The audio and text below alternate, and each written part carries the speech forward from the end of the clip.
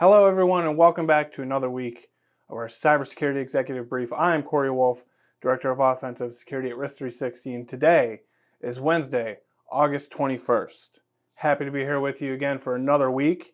I will actually be out next week, so after today, the next brief that we'll have will be 2 weeks from today. Got to get some time off, some PTO, so there will be no brief next week, but there is one today, of course. The big announcement, I guess a big announcement, something that we've probably all been waiting for quite some time, is that Microsoft is announcing mandatory MFA for Azure. Okay, what about the rest of Microsoft? I guess we'll find out. Well, the rest of Microsoft, they're going to have a rollout here over the next year, I believe. But the first thing to come up in the first place where this mandatory MFA will be required is through the Azure portal, and that will start in October. Microsoft has already started to send out notices to global admins via email and in other areas. They're stepping up their Azure account protection game with mandatory multi-factor authentication that will be enforced on all Azure sign-ins starting in October. So, they're starting to require MFA. I believe the whole rollout eventually will include everything. As they call it here, this October phase will not impact other Azure clients such as Azure Command Line Interface, PowerShell, Azure Mobile App, and Infrastructure as Code tools. So it's just going to be to the Admin Center. So let's see, to the Azure portal, the Microsoft Intra Admin Center, and the Intune Admin Center. So if you're going to log into the Azure portal or any of those other areas, you will be required to have MFA enabled. This looks like a bigger push from Microsoft over the next year to enforce MFA across all of their infrastructure. This is something that's been, long overdue. Microsoft, by their own admission, well, this is 99.2. Microsoft is saying that MFA blocks 99.2% of account compromise attacks. I think that's marketing, right? That 99.2 of account compromise attacks. Okay, sure. MFA absolutely 100% should be enabled. No question about it. But 99.2 is them throwing some marketing numbers around. I guess it's a good thing, because if you're going to throw that kind of numbers around, someone hearing that number will be like, oh, why wouldn't we do this? So I guess I understand where they're coming from. I don't know if that's, someone who works in offensive security, I know that my team can get past MFA. There's various ways that you can get by it. One, the threat actors actually employ, and the threat actors who compromise MGM actually employ this, is something called MFA fatigue, to where you just keep sending the request, the user thinks there's some kind of error, wants the notification to go away, and they just say okay, and they hit okay, and there you go, you're in. That's one example. Another one is there's some, reverse proxy, fancy stuff that you can do to where you can get a user to click on a specific link, and via Cloudflare is actually notorious for this. But via reverse proxy, you can grab the cookies, which do not require MFA because the user has already authenticated and they have that session token in their browser. And so there's ways to grab that. Lots of different ways to actually get around it. Threat actors do it constantly. But MFA fatigue is probably the big one that you see often, to where they just keep sending those MFA requests to the user in the hopes the user will just get upset, will get annoyed, I should say, and hit OK on their MFA app. So you should absolutely 100%, no question about it, enable MFA. But there's other risks to be concerned about. That that MFA fatigue is one that I guess you could address through security awareness training in other ways. But yeah, definitely a good thing that Microsoft is enabling this over the next year or so. They will roll it out to everything. So looks like in early 2025, the tech giant will start enforcing MFA for all sign-ins to Azure CLI, PowerShell, mobile app, and IAC tools. One thing I'm not sure I made 100% clear, this is just for Azure. Just for Azure. And it's not necessarily for all of, the M365 suite, and that kind of thing. This is just for Azure as of right now.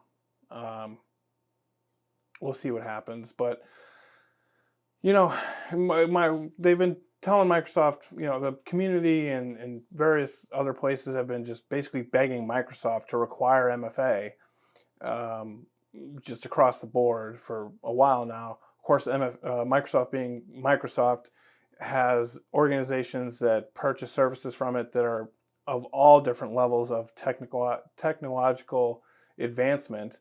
So there's still those mom and pop shops, and of course Microsoft is concerned about if you require MFA for some of these users, they're going to have a hard time, and of course that means they lose money. Microsoft loses money. I guess that's the reason behind it. But at least they're starting somewhere, and my guess is they're starting with Azure because they got popped. They got popped in 2024, this year, January of 2024. Russian SVR compromised Microsoft, effectively had full control of the Microsoft corporate tenant. They obtained this access through gaining access to what Microsoft refers to as a legacy non-production test tenant. That was Microsoft-owned tenant and operated tenant, what they refer to as a legacy non-production test tenant. And the threat actors, that's where they gained their initial access. They did that through a password spray. They found valid credentials in this non-production test tenant. That account with the valid credentials did not have MFA enabled. The threat actors were able to gain access to that test tenant and then eventually pivot into the Microsoft corporate tenant to where they did various different things. We have a video on that. We actually talked about this attack in detail, which I'll link to. But this eventually, because MFA was not enabled on an account in a test tenant, the threat actors were able to pivot from that test tenant to the corporate tenant and read the emails of whomever they wanted to in Microsoft, which for an intelligence service, that's a pretty juicy target. They did lots of interesting things as far as maintaining persistence and exfiltrating data out of the Microsoft corporate tenant. But Microsoft got popped because they did not have MFA enabled on an account that had access to Azure, and it's actually been a pretty big deal. And there's been, I think they came out with more information in May. Well, May is when they released their big report that they had identified the compromise in January. But the threat actors had access for about 6 months. Microsoft detected in January of 2024. They released this report that we're looking at now in May of 2024. And then in June, some additional information came out about the impact of this event. July, additional information came out about the impact of this event. And so now all of a sudden, Microsoft is doing the things we hoped they would do for quite a long time now and enforcing MFA just on, as far as I can understand. If I'm wrong, please let me know. But as far as I can understand, just on Azure, starting with the portal and Intune in those kinds of places. So step forward, step in the right direction. You should be using MFA everywhere. There's always ways to bypass things, don't get me wrong, but you should absolutely 100% be using MFA. The other big news which went around is that apparently every U.S. citizen's data was leaked. That's the big news. A company called National Public Data. I'm sure you've heard about this. Nobody does it like Krebs here. He has a very good write-up on this particular incident. A company called National Public Data, if you haven't heard, was compromised. National Public Data themselves are a data broker, but it's one of many companies owned by the same person and same group, which does lots of different things. But National Public Data was a data broker, which, obtained, organized, and had data for use. Some of their sister companies did credit checks, they did criminal background checks, various different things. But National Public Data did have an incident that they acknowledged last week, August 12th, which they attributed to a security incident in December of 2023.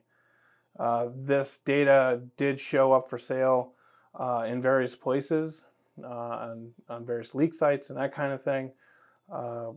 The thing that Krebs is calling out, I believe this article is from today, no, a couple days ago, but what Krebs is calling out is that one of the sister companies, background search service recordscheck.net, apparently was exposing an archive at the root of their website called members.zip. And if you downloaded members.zip, you received all the members of recordscheck.net and all their information. Krebs apparently downloaded this and verified it. He did get a comment from the owner, that said, what does he say here? Regarding the zip, it has been removed, but it was an old version of the site with non-working code and passwords. So lots of good information in this update from Krebs. He of course does a traditional Krebs thing and does a little bit more digging, and shows where the organization actually created the website and everything else. But one thing that I did want to touch on, I only have a few minutes left, one thing I did want to touch on is what actually happens when threat actors gain access to data. How do they actually get rid of it? Well, there's lots of places. The traditional method is through advertising through a forum somewhere, an underground forum, saying, hey, I have, X amount of data or, X type of data available for sale. Give me, get in touch with me and I will sell you that data. There's a classic one, bind.net. I mean, this is a big problem where there's just all kinds of data for sale. Our data is sold constantly, and there are just data breach after data breach after data breach. And you can buy this. Anyone can come and buy this. This is a traditional way. You find a forum, a website that offers these things. Breach forums was a big one for a very long time. But these organizations get taken down. Breach forums was taken down. The FBI and other organizations, take these down. So it's not the best avenue for threat actors to sell this data. What we start seeing more and more, and primarily where we see this kind of activity, is through Telegram. And so, here's an example of, a Telegram channel which is giving you sample data. These are just examples of zips with data in them. If you were to download these, you would see breach data.